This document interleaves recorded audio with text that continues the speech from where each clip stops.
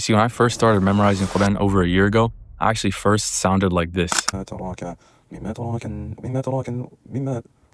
مما تراك والوالدان And alhamdulillah, now I've memorized around 10 juz of the Quran, and I actually sound like this now. ولقد أرسلنا إلى من قبلك عن يتذكرون الذين آتيناهم الكتاب من قبلهم به يؤمنون وإذا يتلى عليهم قالوا آمنا به إنه الحق من ربنا إنا كنا من قبله مسلمين.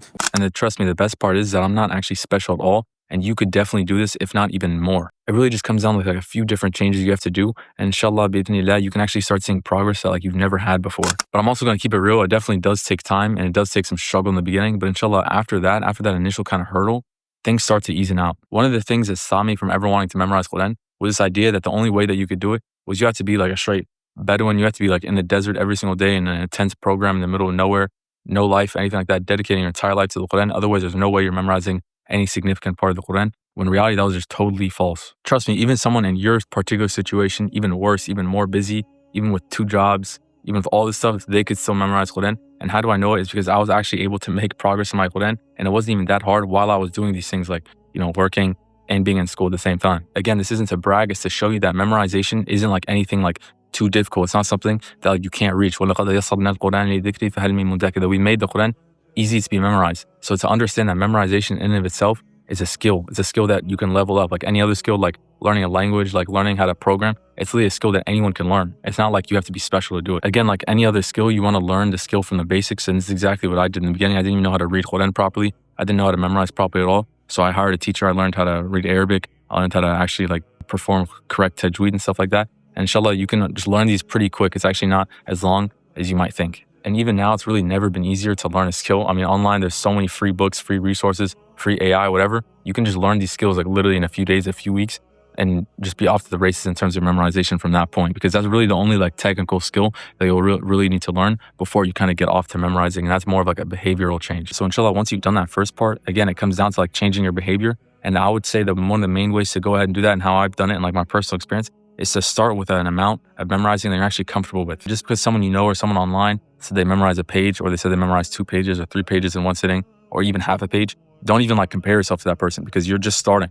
Try to just memorize whatever you can. If that could be like a few ayahs, and try to just keep that in your memory, and then just get familiar with the process of memorizing. One of the mistakes I think I made when I started memorizing was that I started kind of memorizing too much too soon. At first I started with just a few ayahs and stuff, but then soon after I started trying to get to this 1-page benchmark because I heard everyone said, oh, you got to do that. Or I was trying to like kind of rush the process and hurry up and finish. And then it would take me like 2 hours just to memorize that page because I wasn't used to memorizing it all before. And subhanAllah, when I did that, I started seeing memorizing this like huge task, something I had to dedicate my entire life to, something that was going to be really difficult. And when you have that kind of outlook on it, it makes it so you're not really in that kind of mindset where you want to memorize. So again, if you're in the beginning, especially, start just doing a comfortable amount. Your process, your way of thinking should be, okay, I'm trying to make this a habit rather than I'm trying to get to this page benchmark or this page goal. Try to just think, okay, I'm trying to make this a habit, and inshallah soon I can start adding on to it. Now inshallah, this alone will already make you decent progress, because even though you might be memorizing bits and bits, over time this actually compounds. At the end of the week, the end of the month, the end of the year, you'll memorize way more than you actually thought you could have. And usually the next problem that you'll see like arise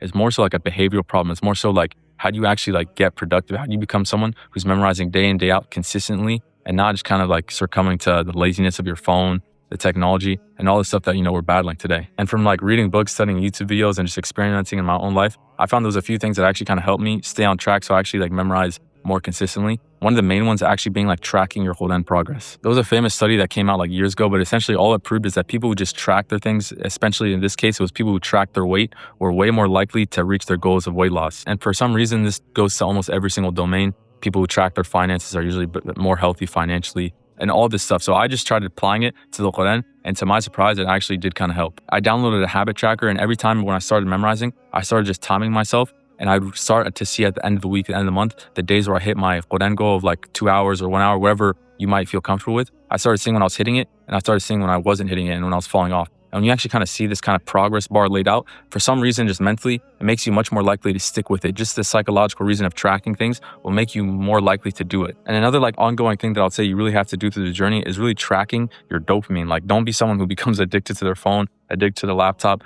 addicted to the TV, whatever it is. But that's what's stopping so many people nowadays from actually pursuing and like hitting their goals. If we're being honest, if someone just gave us the Quran, put us in a room, no technology, no phone, no TV, no anything, and just gave us like 1 year, almost all of us would probably complete the entire Quran. It's actually kind of crazy to think that one of the main things that's destroying so much of our Quran progress is really just like the stimulation, the internet, the phone, just all these distractions. And trust me, I'm not better than you in this circumstance. I found this out like first-handedly. So I tried like doing different things while on this journey that kind of helped me a little bit. One of them is I just deleted all the social media apps from my phone. And on top of that, I went on my laptop and I blocked all the social media websites. So I just made them really hard to access. So now every time I do try to access it, it kind of gives me that second thought because I see it as blocked. And it's like trying to shift my attention to maybe I should memorize the Quran instead of doing this stuff. But honestly, that's mainly a thing that happened to me in the beginning. Whereas when I actually started seeing like more progress on the Quran, where I started seeing myself, I memorized a good amount, I actually started to want to memorize more. Whereas in the beginning, it kind of felt like it was almost like I was forcing myself to do it, or was more discipline required